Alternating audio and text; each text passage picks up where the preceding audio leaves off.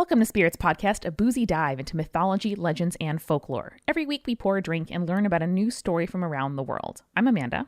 And I'm Julia. And this is episode 95, Izanami and Izanagi. Good pronunciation, Amanda. Thank you, I tried. Yeah, you did great.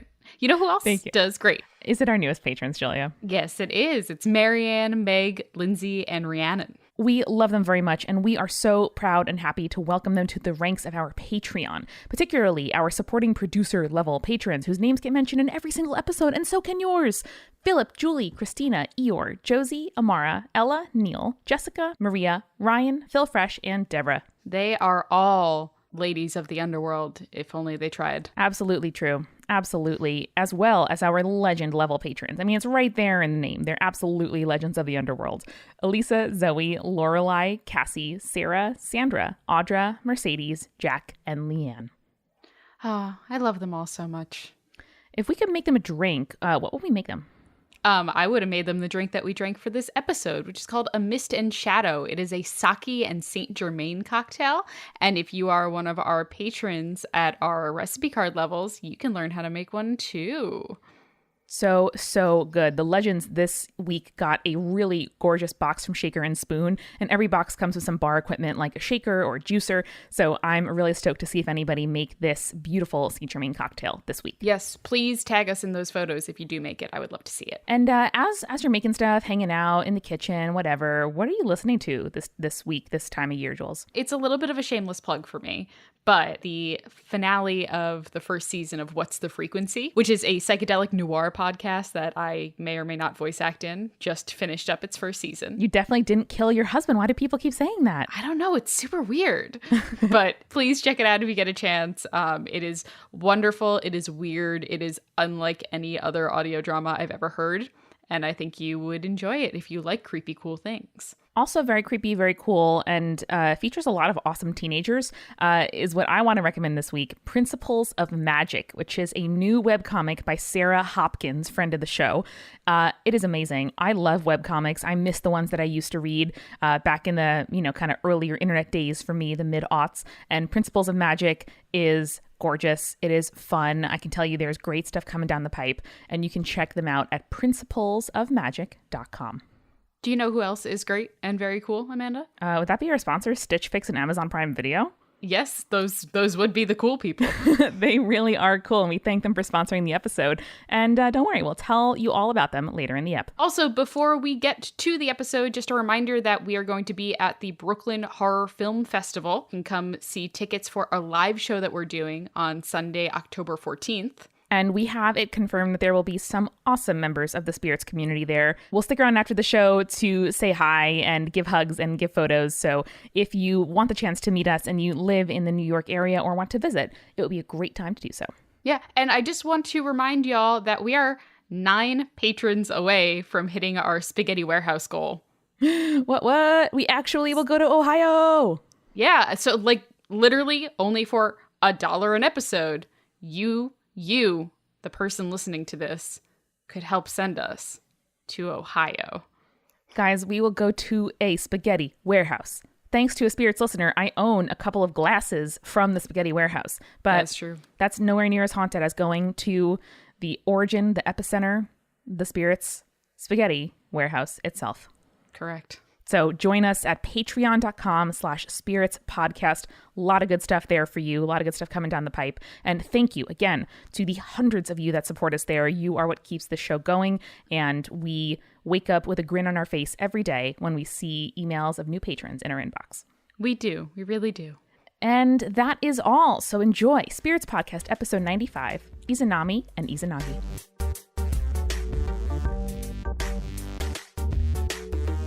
I have peppermint licorice tea, which sounds fucking bad, but is fucking good. I don't like licorice. I can eat peppermint.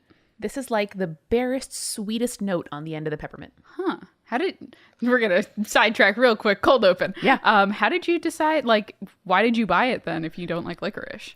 Because I was in Catherine Addington's house. Okay. And her mom loves tea and said, Amanda, may I make you some tea after dinner? And I said, but of course, Mrs. Addington. And whatever you want, ma'am. Drank whatever the fuck she gave me. And it was so good. And I demanded the wrapper of the tea bag and went out and bought it.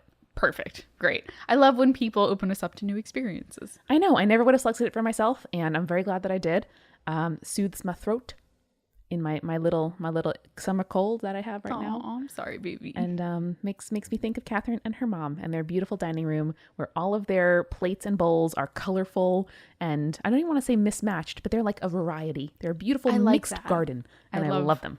Like a garden, it should be cultivated. Yes. But also eclectic. Yes, just like somebody said on Twitter, can I wear competing floral prints together? Yes. And they're like, yeah, do gardens match? Like, no, you can wear them however you want. Whatever you want. Makes you feel good as a person with a floral tattoo. And also, immediately upon getting that floral tattoo, I realized I had a lot of floral clothing. So, And you went out and you bought more floral clothing. I did. I'm proud of you. I did. This has nothing to do with our episode, but I did think of an intro while we were talking. So that good. helps. So, Amanda, as you know, I am planning my wedding. Hell yeah. And it is stressful. I know. Weddings I love are you. stressful. They Marriage are. is stressful, I imagine. That's what I hear. Yeah, that's what I hear too. But do you want to know how a marriage led to the creation of the world, Yeah. the creation of the Japanese islands, Baller. and also death? Love it. Wouldn't be spirits without some death. No, there's always got to be some death. Much like a wedding, I think you have to have a lot of happiness, a little bit of death sprinkled in. A little bit of just recognition of mortality. That is true. I mean, they literally make you say, like, death till death do you part. Exactly. Yeah. There's the understanding of mortality in the marriage process. You glance into the void, then you glance back at your beloved, and you say, yeah, I do want to spend my limited time on this, piece of rock orbiting a flaming hot sun with you. Let's do it together. Let's do it. Oh, okay. So the story that I'm going to be telling you today is the story of Izanami and Izanagi. Very good. Adorable, alliterative names. Good start. So this story comes from the Kojiki, which is an 8th century Japanese compendium of mythology. I love compendiums. God bless compendium editors. Yes. God bless anthology editors. Like, they're so valuable. They're so thoughtful. They have to order all those things. Yeah. Have to decide on chapter names. Have to do like epigraphs and shit. They gotta translate shit a lot of the times. Yeah. Yo. The Kojiki starts by explaining that before the formation of the world, the land was formless like a jellyfish, which, God, isn't that so evocative? We are brewing kombucha right now, my partner and me, and it's very fun. But the kombucha itself, it looks like a placenta, Julia. Yeah. That's what it looks like. It's the gross. little Scoby, which we've named Scooby-Doo. Of course you did. It's a little placenta of mold that gives me delicious, healthful, nutritious beverage. Fair enough. And this is my observation on jellyfishes and the beginning of the world. Perfect. Carry Thank on. you. Thank you for that. You're welcome. So despite the land being formless, the first kami came into being and resided in Takamagahara, which is the high plane of heaven. The existence of Takamagahara becomes really important later, but we'll get to that eventually. So at the beginning, there were 3 primal kami. But first, let me explain what a kami is. Please do. I was going to ask. It's super important, so I'm glad you were curious about it. So I say kami, and that's the phrase that I'm going to use throughout the episode because there's no direct translation to English. Okay. And this has to do with the ambiguity of the term, and that's super important because kami are particularly ambiguous in their own nature. So kami are the spirits that are worshipped in Shinto religion and can be anything from mountains to forces of nature to like more esoteric things like wisdom and poetry, or could be ancient ancestors that have been deified. They are manifestations of this concept known as musubi, which is the interconnected energy of the universe. And as such, there's something that human beings should strive to be. Wow. Remember in the Mayan creation story when we were talking about how human beings were created multiple times? Yes. And then they Version control. We made good humans, but they're too good. We got to make them like Yeah. a little bit less. That's kind of the standard that like kami and human are at. Yeah, and I'm sure this is an imperfect Analogy. but I also thought of Plato's forms, and that's something we learned about in philosophy in high school, where there's almost, it sounds like there's, ways to be wise on Earth, or ways to, like, you look at a single mountain and that like evokes this larger idea or ideal of like the mountain or like the wisdom. Yes. And I also think that this kind of ties into more Eastern ideas featured in like Buddhism and Hinduism, where there's like a higher level that one can ascend to. Hence the like fact that human beings can be deified and become kami. Yes. All right, cool. So Shinto traditions point out that kami have 5 defining traits. Kami possess 2 souls, one gentle and one assertive, representing the fact that nature and the world can be both giving and destructive. Kami cannot be seen in the human realm and therefore have to inhabit sacred places and sometimes people. Kami do not stay in one place, but rather move around their places of worship. Makes sense. If a kami has multiple places of worship or temples, they move around. They don't stay in one place. I like it. According to the Kojiki, there are about 300 different classifications of kami. All kami are unique and have a specific duty to the people around them or are a guardian of a specific object, place, or idea. So those are our 5 kami defining traits. All right. So knowing that, we can establish that before the formation of the world as we know it, the 3 primal kami living in Takamagahara. The first is Amano-mina Kanushi, the first kami and the source of the universe. They were known as, quote, the god who came into being alone and is one of the most distinguished heavenly gods. The second is Takamimusubi, who is known as the high creator. And then lastly is Kamamimusubi, which is the divine creator. I love more than one creator. Yes. So depending on the source, all 3 of these gods are genderless, though others will claim that while Amano no Kanushi is genderless, while Kamimushi was a woman and Takamimusubi was a man. Okay. So mix or everyone genderless. Yes. A little bit of both. So after these 3, there were 7 successive generations of gods and goddesses that came into being, kami. And the 7th generation consisted of Izanagi, which means he who invites, and Izanami, which means she who invites. Okay. So at their birth, the older kami decide that Izanagi and Izanami are going to be in charge of shaping the world. No big deal. Like, that's a really big thing to be, like, born into. Yeah, that's like having a kid that you're like, this child will carry on my real estate empire. I mean, maybe. Let's see. Seems like a lot to put on a kid, not to mention the whole, human tradition of dynasty. Yeah, no, it's a lot of responsibility for kami that are just coming into existence. Though I guess if this birth is like the dice roll of genetics that human births are. Maybe they are, created with some more control over their like abilities or destiny. We'll talk about that in a little bit. Ooh. I love when you guess things before we get to them. I genuinely do, because I can like see your mind working and you're like, oh, well, that would make sense for this to progress in the story. I'm like, yes, Amanda, it would. It would. It's like in The Good Place where in season 2, Michael has some clues that he leaves for the humans. And the humans are like, oh, Michael, I'm so glad that I picked up on your 4 clues. He's like, I left you 14,000 clues because I know your brains are so small. So I'm glad that at least 4 of them made it to the top. That's how I feel, where you're like leaving me so many breadcrumbs. And, occasionally I pick up on 1 or 2. It makes me very proud. Thank you. So at this point, the world is still a chaotic, shapeless place. And the 2 kami are told that they must bring order and structure to it. In order to help them do this, the couple are given a jeweled spear known as Ama no Nuboko, which literally translates to heavenly jeweled spear. I mean, sounds very dignified. Right. Yeah. Also, can I just say, dream internship. Someone turns me on a disorganized library and says, put order to this chaos. And I say, thank you for the opportunity. Also, here's a spear.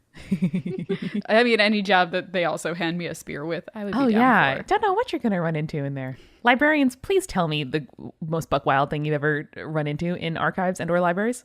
A lock of John Adams' hair. You have, yes. You did know it was there, to be fair. Yes. I found just randomly a piece of... So when they set off the like nuclear bombs when testing the Manhattan Project, it created a new like element at the site where the sand was basically like just bombed. Obliterated. Yeah. And I found a piece of that in some glass. No big deal. Yeah, no big deal. Just this weird metal. I'm like, what is this? And then I'm reading the description and I'm just like, I probably shouldn't hold that for too long. That's a pretty good story. Thank you. So we move on with Izanagi and Izanami. They go to the heavenly floating bridge, which is the bridge between heaven and earth. And they stare down at the chaotic mess below them, really not sure how to go about creating the world and putting it into order. Like, where do you I start? wouldn't. Yeah. That's realistic. So they do what anyone would do. They poke it with the spear.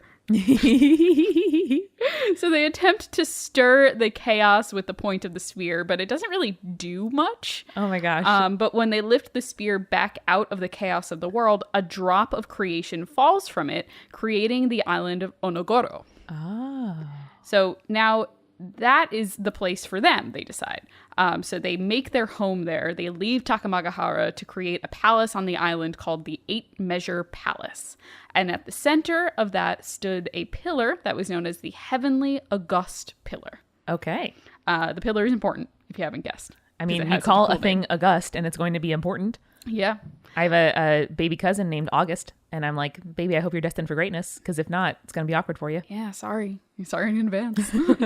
You probably won't live up to that standard. He's very cute, baby, and his parents are very sweet. Fair. So, hopefully. I wish all the best for the baby. They're the kind of parents who would be like, baby, you need to live your truth. Like, they're very kind and conscientious about that. So I think he will live his greatest destiny. Not like, damn, but like giving him that name then, though. I know. Live your truth, baby, but also... Maybe it's a gift saying like, listen, no one can ever live up to everyone else's expectations. All you can do is, look into yourself, decide for yourself, and like live the greatest life that you want to live for you. Right. Like when all the settlers came over and named their child, it's like, honesty. Like, yeah. I guess. Virtue. I mean, fine, Dad, I'll never dance, I guess. Chastity. Why?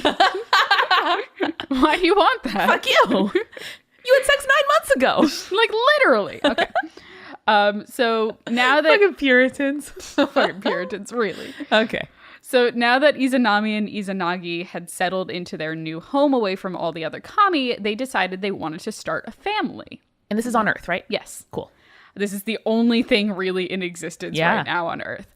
So they stood on one side of the heavenly pillar and they decide to circle around it. Izanagi goes left, Izanami goes right, and they meet on the other side. That's how I initiate coitus. I don't know about you, but... In delight at seeing her love, Izanami calls out saying, "What a fine young man!" And Izanagi replies, "What a fine young woman." And in that moment, they're married. Oh. That's how we should do sweet. it. Yeah. So they then wanted to have a child, but they didn't know what to do. Okay. So they called out to 2 birds, wagtails, which are these kind of like black and white water birds. Bird midwife. It's a midwife and a bird midwife. So they call out to these wagtails, and wagtails are pretty known for coupling up and defending territories together. Okay. So the wagtails give the couple advice on how to have sex, I guess. No big deal. And Izanami is soon pregnant. When she gives birth to her son, Hiroko, though, he's born without limbs and is boneless. Okay. And he's referred to in the story as the Leech Child. Oof. Yeah, not great. No. The couple places, again, not great this following story. The couple places the child in a boat of reeds and then is abandoned by his parents, letting him float away into the chaos to just like perish. His fate. Yeah. Just be like, all right, good luck out there. Oof. Not great. No. But like also we've seen that happen in Greece, and usually that turns out good. That's true. Also Moses. So the couple tries for more children. Their next child is called Awashima, or the Faint Island. But again, there's just weird stuff happening with these children. They're not coming out like to the level that kami usually come out. Right. In the story, this is the creation of how like devils and demons come into play in Shinto religion. Which is not great. But I'm gonna cheer us up a little bit here. Because as a side note, that's not where the story of Hiroko's like tale ends. Okay. So he's some kind of exciting existence, hopefully. Yes. It is said that in another story that Hiroko is found by fishermen when his reed boat washes ashore. He eventually grew legs and the rest of his skeletal structure, I guess, at the age of 3, after being cared for by the fishermen, and is renamed Ebisu. Though he's still portrayed as disabled and deaf, he grows up to be the Laughing God, who is the kami of fishermen and luck and is one of the 7 gods of fortune. So he plays a really like critical role in the rest of Shinto religion. Yeah. But like in this story, he wouldn't have been able to become what he was and like have the domains that he had if it wasn't for his parents casting him out. Yeah, and that is pretty poignant too for fishermen, which are often at the mercy of nature and the world. Yeah. So it's not great that kids with birth defects or, abnormal bodies in some way are treated as like, I don't know, sources of evil, maleficence in the It's world. kind of fucked up. It is kind of fucked up. But there is a light at the end of that tunnel. Yes. With Ebisu. Yeah. Obviously, Izanami and Izanagi don't find that out. So they keep trying for kids. They're heartbroken. They can't have like a child that is, quote, normal. I don't like using that terminology, but it's the way that it's portrayed in the story. Right. So they return back to Takamagahara to ask the older kami what they were doing wrong. So it turns out that in their marriage ceremony, because Izanami had greeted Izanagi first, they hadn't been properly married, which is what affected their ability to have children. Oh, because the man has to go first. Yeah. Sure. Why not? So the couple return to their palace. They redo the ceremony with Izanagi greeting Izanami first. And then soon after, Izanami is able to successfully have birth to islands. Okay. Awaji, Shikoku, Ikikyushu, Tsushima, and Honshu, which is the biggest island. Good pronunciation, babe. Thank you. I tried my best. So they named the land that Izanami gave birth to Oyashimikumi, or the land of 8 great islands. Japan? Yep. Hey! So she would later give birth to a bunch of smaller outlying islands as well, but not as important to the story. But those weren't all of Izanami's children, but I will tell you more about that when we get a refill. Okay. Let's go. Julia, sometimes you are in heaven, Okay. hanging out with your heavenly consorts and pals. Sometimes you find yourself on Earth in a small island, pregnant. And Checks out. life brings you a bunch of different contexts that you may need dope clothing for. That is true. Happily, we have Stitch Fix, Yes. which is our sponsor for this week, that we genuinely love and get giddy every time we say their name. Oh, I do. So much. It's an online personal styling service that finds and delivers clothes, shoes, and accessories that fit your body, your budget, but also your lifestyle. You can tell them, I do wear athleisure 7 times a week, and they're not going to judge you for it. That does help for sure. You can be like, I'm going for a more edgy goth look this fall. And they're like, yeah, here's some leather jackets. Yeah. Yeah. It's dope. Or that you have, business casual or professional or, whatever it might be. You can tell them exactly what you need. You can change it in between boxes. So I like that because it can really help plug holes in your wardrobe versus just going to a store and hoping that the thing that they have that fits, your body, your budget, and the thing that you will have to do next week, all in one. I don't like shopping in stores. It makes me feel bad about my body and myself. But when Stitch Fix sends me 5 dope items right to my door in a box, nice little wrapping paper just for me, and I can decide what to keep and what to send back, I don't know. I just love it. Yeah, and I like that the whole thing with me is I love the fact that someone else is picking out clothes for me, because I am notoriously picky and I kind of fall into my own cycles, I guess, for clothing. Stitch Fix sent me a romper, and I would never buy a romper for myself, but I look dope as hell in that romper. I need to see it. Looked it. so cute.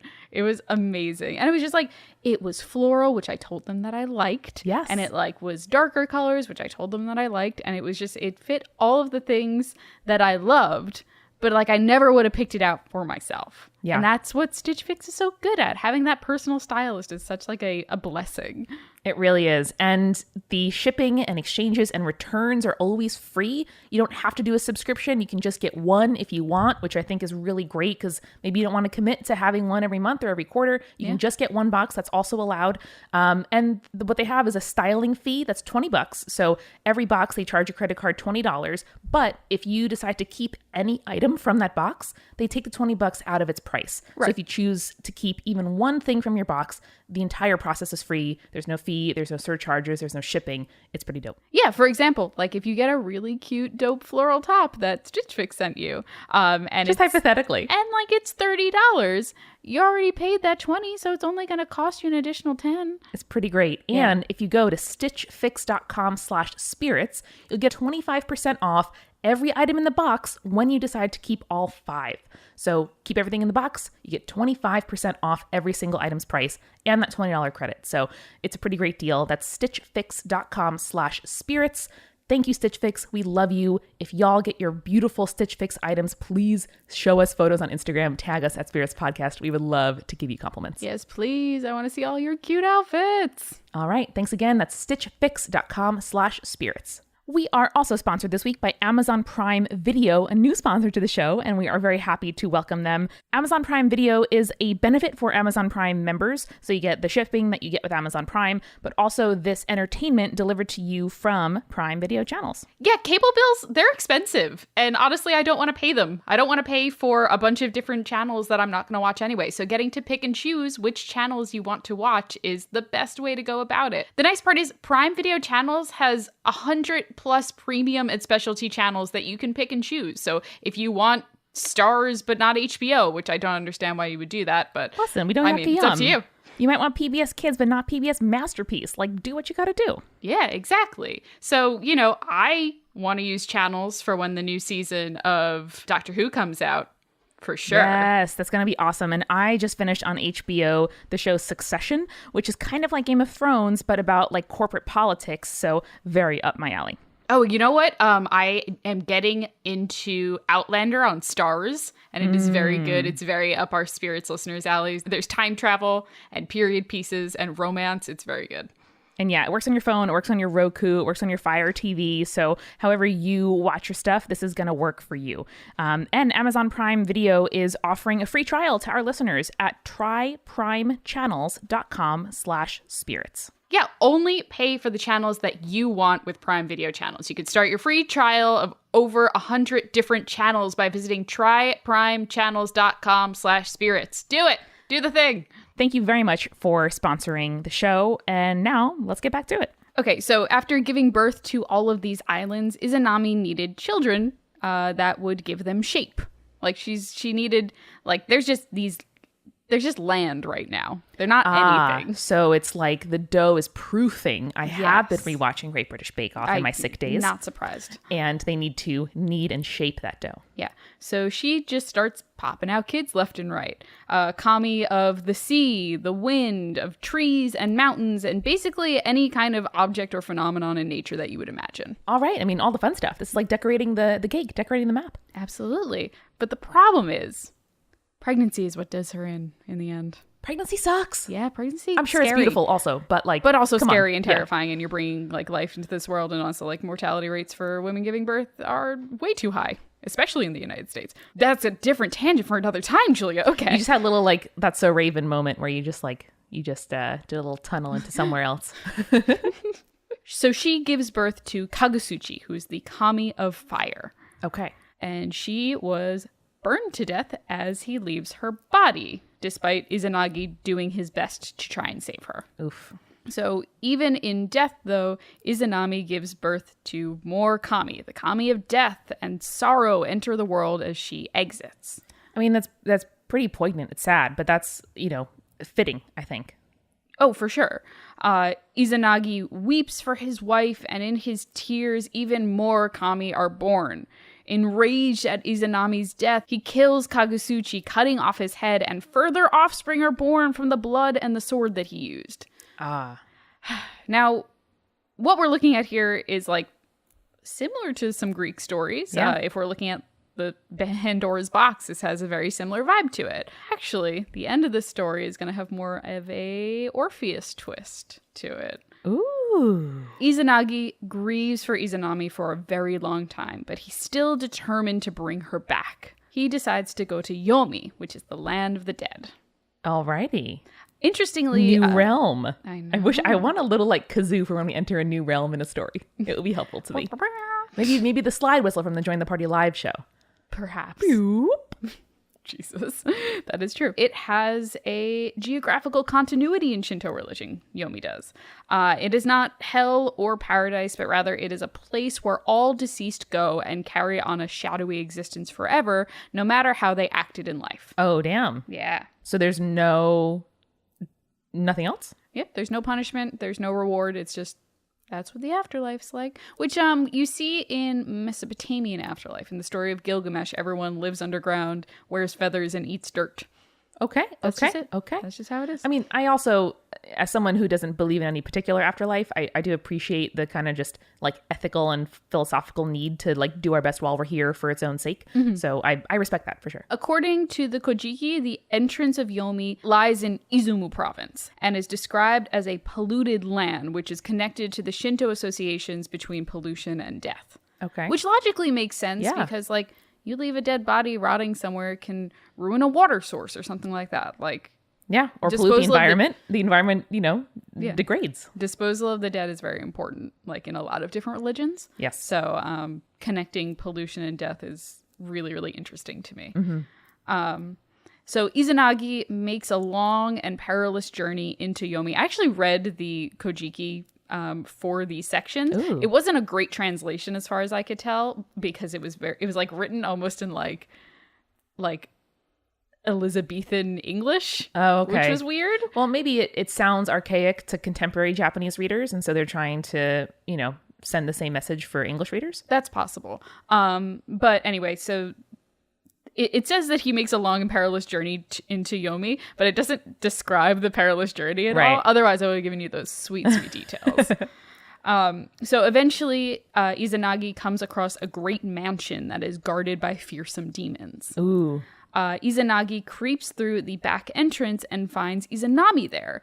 She is hidden in shadow and her face is veiled, but they have this like really joyful reunion. Okay. And when he tells Izanami to come with him, she answers, here's a quote, and you'll see the Old English here. Lamentable indeed that thou earnest not sooner. I have eaten of the hearth of Yami. Nevertheless, as I reverence the entry here of thine augustness, my lovely elder brother, I wish to return. So the problem is, Izanami has eaten the food of Yomi. So that means she can't return to the world of the living. Yeah. Similar to the Persephone and Hades story, where she's eaten food in Hades, so she can't come back. Never eat the fairy food. Don't do that. Just like don't eat food if you're in a weird new place and someone offers it to you.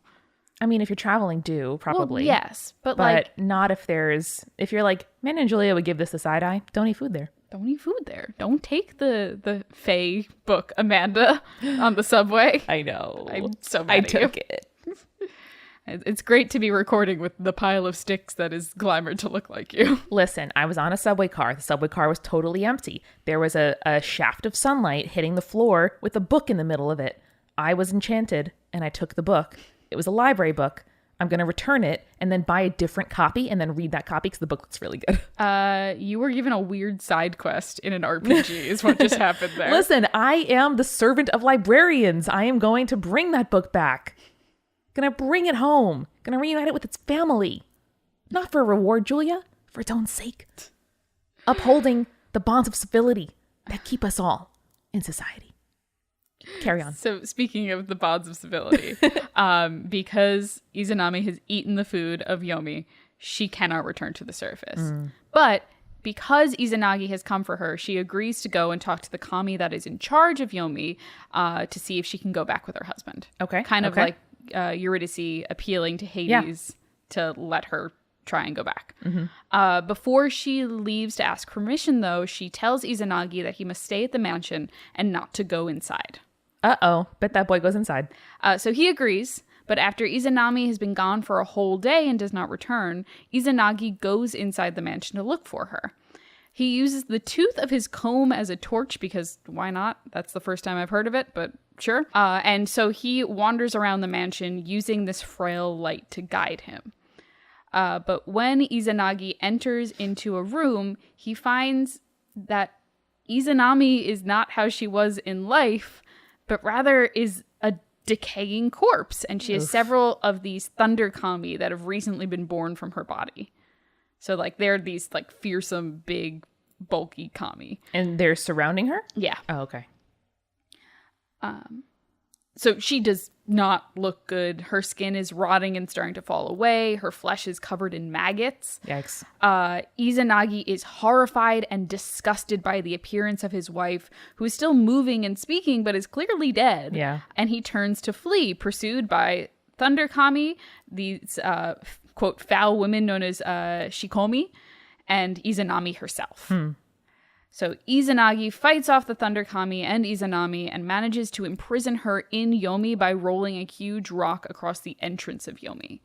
Izanami is indignant, yelling that if Izanagi does not take her back to the world of the living with him, she will take 1,000 living people to Yomi each day. Yikes. To which Izanagi is so disgusted that he replies that he will create 1,500 lives a day in return. There you go. That's why human beings live and die, huh? So because of Izanagi's insolence and disgust, death comes to mortal beings. But Izanagi's ability to give life to the world ensures that he brings more into the world than Izanami can take away. You know, that's pretty balanced and pretty beautiful. Yeah. I like the kind of idea, and we'll sidetrack to discuss this a little bit, but like understanding that like human population grows. Yeah. It's just like, that's so cool. And you know what? I wouldn't be surprised if this were like pretty scientifically accurate to the time when the story was generated. Oh, for sure. At least in the locality where it came from. Yeah, I think that's probably pretty accurate. And like, if you think about it, Japan is much more of a finite area of mass for people to occupy than, say, the United States, where there are pockets of land where there just aren't people for miles. Exactly. But Japan, I feel like, is slightly different. It's a little bit smaller and it's a little bit more spread out from what it is. But yeah, I think that it's interesting to kind of look at the growth of a people, and also for people to understand that, like, hey, the birth rate is higher than the death rate, and we're going to have a higher population as time goes on. That seems really interesting, and just like not something that I would ever consider as a human being until someone points it out to me. Yeah. Like, I don't think I thought about all the people that lived and died before this generation until we started studying that kind of stuff in school. Yeah. But for Japan in particular, I mean, I think you're right. Like, resources have always been finite. Space has always been finite. And they've had to deal with questions of like density and population management and, you know, food, I don't know, distribution, a lot more and better than most societies. Yeah, that's absolutely true. So finishing up the story, Izanagi sees the taint of the underworld on his skin, and so he plunges into a river in order to purge it from his body. In doing so, he washes his left eye, and the kami Amaterasu, who is the sun kami, is born. From his right eye, Tsukiyomi, the moon kami, is born. And from his nose is Susanoo, who is the kami of restless seas. Sounds like a sneeze. I hope that's not rude to say, but I love it. It's like like has he a lovely sneezes scent. and then like the waves go crazy. Yes. I like it. This story is regarded as the founding of harai, which is a important ritual of purification practice in Shinto religion. Basically, it's one that you would do before worshiping at a Shinto temple. But Susanoo, seeing his sister and brother, was unhappy with the role that he was playing in the world. Izanagi, angered by his son's insolence, banishes Susanoo, who went willingly to Yomi to be with his mother. Izanami would allow her son to take the role of the Grand Kami of Yomi in her place. She basically retires. Yeah. Which her husband also does. After what happened with Izanami, Izanagi decides to retire. Fair enough. And is said to have returned to Takamagahara so that he could be close to his two children, Amaterasu and Tsukiyomi. Others say that he rested on the island of Honshu, which was the largest island that his wife gave birth to, and where he is still worshipped to this day. I like that the insolence of the waves ends up kind of ruling the underworld, and it's their firstborn who they had banished that ends up being the kind of light and laughter of fishermen that suffer at the insolence of the waves. I like that. Susanoo is an important character and like hero character in a lot of Japanese mythology and Shinto religion.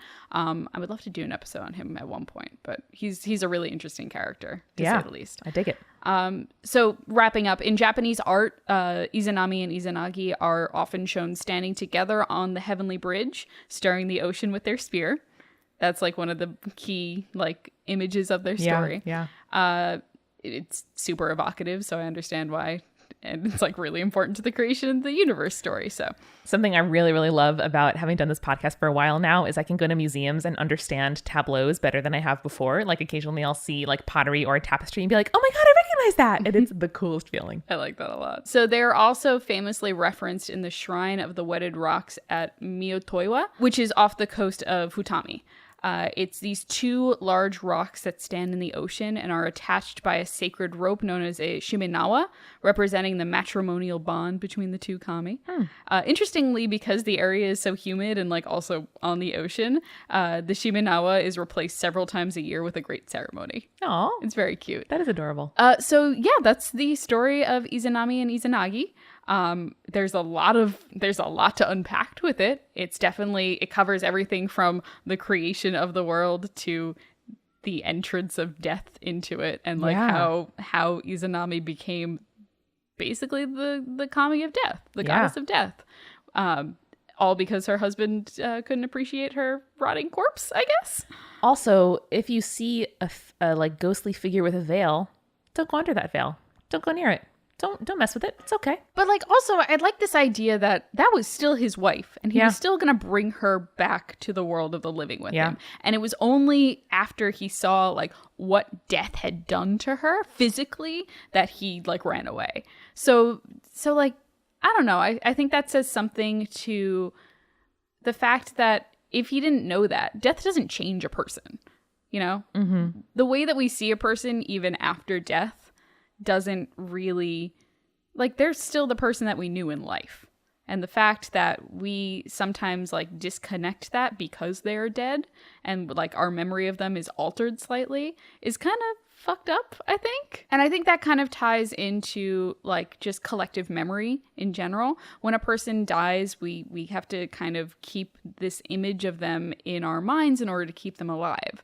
So I would say in this story, Izanagi is kind of in the wrong here, despite the fact that like, okay, yeah, if I saw like the rotting corpse of my loved one, I would probably be afraid and upset. But also if they're still acting like the person that I knew and loved in life, I would do something about that. I think that's why we're so terrified of zombie stories. Yes. Is because it's still the person that we love. And yes, they're decayed, but it's also the fact that they're not that person anymore. That death has consumed them entirely is what's the frightening part of zombie stories. So that's why I'm very conflicted by Izanagi's reaction to Izanami in the underworld. Yeah. And I do think he's in the wrong in the story.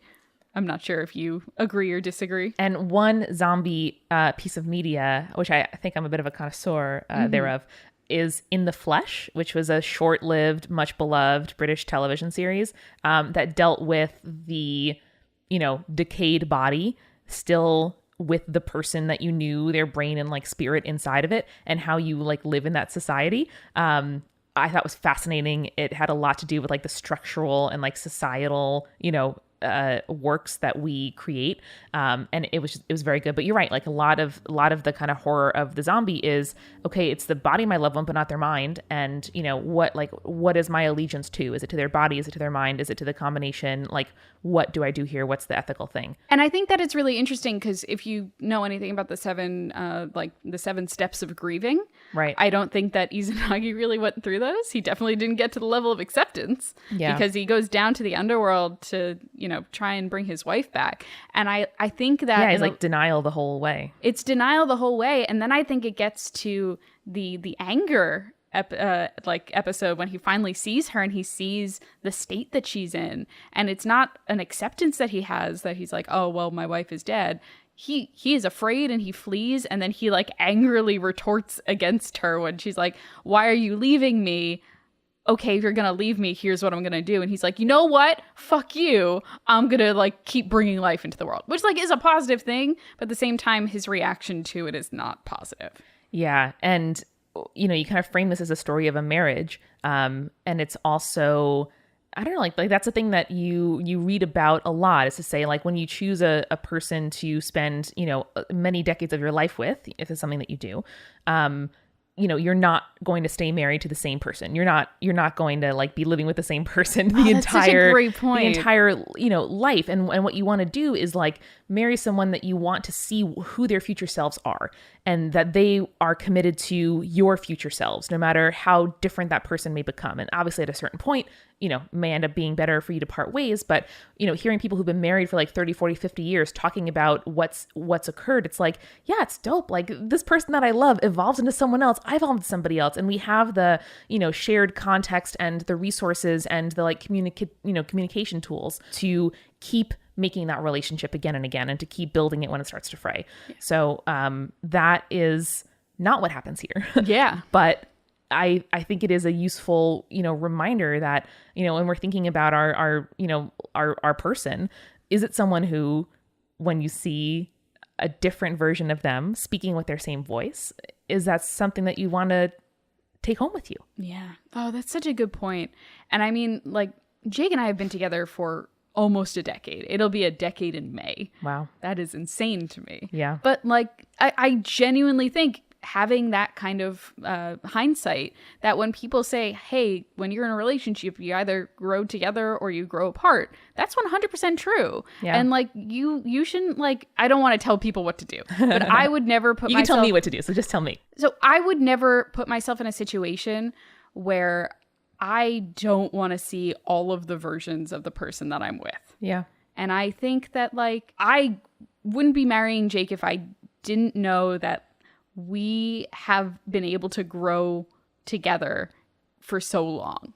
And like 10 years is a long time. I was 16 when we started dating. Yeah. I am such a different person than I was when I was 16. Can confirm. I know you can, and Jake can too. And that's the beautiful thing about, one, our friendship, two, Jake and Maya's relationship, is that we grow and we make each other better. Mm-hmm. And if you're not making your partner or friends better by your presence in their lives, or vice versa, that's not a relationship that you should continue with. I don't think.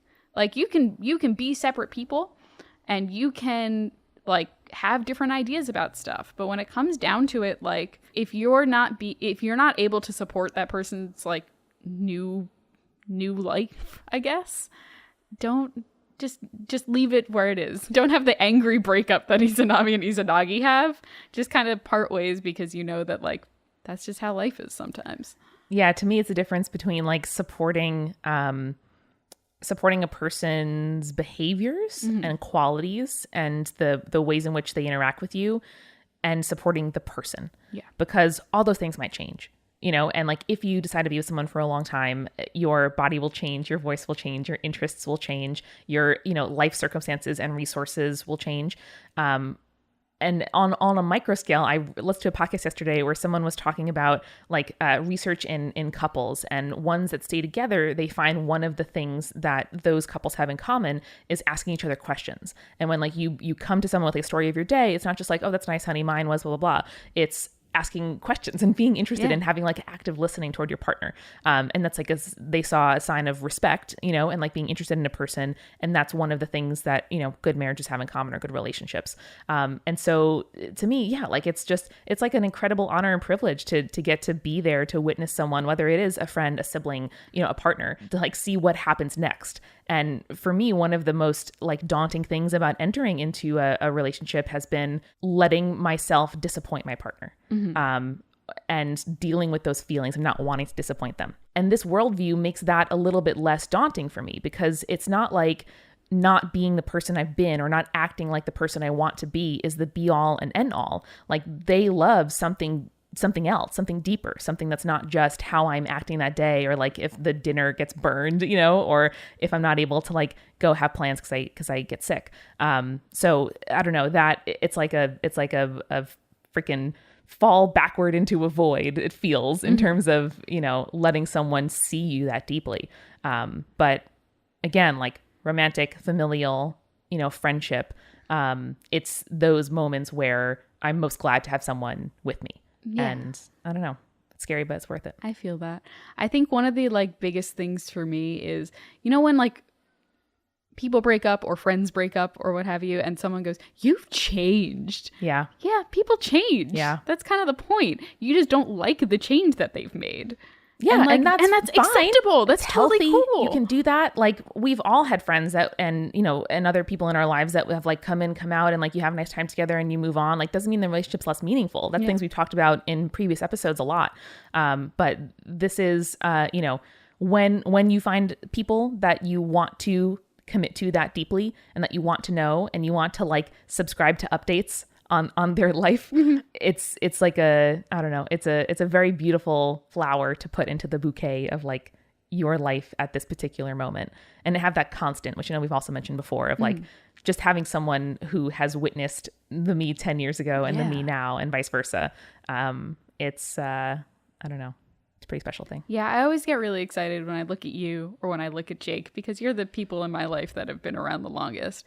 And I'm just like, oh man, they both changed so much since 16, but like all for the better. We've had a collective glow up. Yeah, we did. We totally did. All of us, damn. But yeah, like that's the best part about friendship, is that when someone can look at you and be like, man, our relationship or our friendship is so different than it was 10 years ago. But like, that's so cool and that's so great. And we've taken this entire decade and we've grown together and like as people. Yeah, it's like an 18-course New Year's dinner. Or however many years, or what, you know what I mean? Like it's not like one unending dish on the Hogwarts buffet table. It's like a big all-you-can-eat continental buffet of life.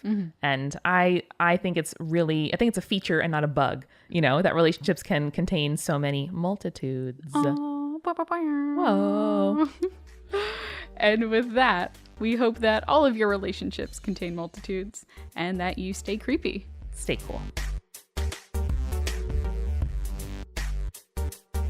Spirits was created by Amanda McLaughlin, Julia Shafini, and Eric Schneider, with music by Kevin MacLeod and visual design by Allison Wakeman. Keep up with all things creepy and cool by following us at Spirits Podcast on Twitter, Instagram, Facebook, and Tumblr. We also have all of our episode transcripts, guest appearances, and merch on our website, as well as a form to send us your urban legends at spiritspodcast.com. Join our member community on Patreon, patreon.com/spiritspodcast, for all kinds of behind-the-scenes stuff. Just $1 gets you access to audio extras, with so much more available too. Recipe cards, director's commentaries, exclusive merch, and real physical gifts.